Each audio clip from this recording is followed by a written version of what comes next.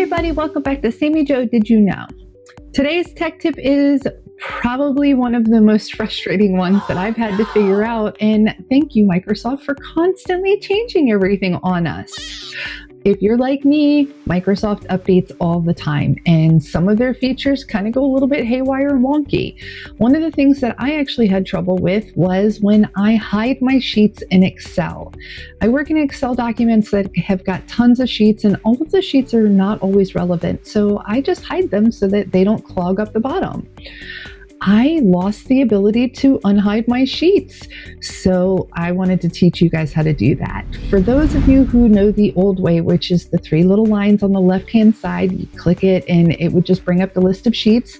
The ones that were gray weren't there for you to look at unless you clicked on them and then opened them up.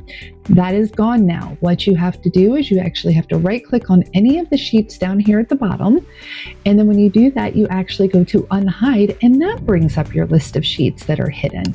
Anytime you do that, you just click on the sheet to unhide it, and it will come back to life, and then if you rehide it again, you do the same thing all over again.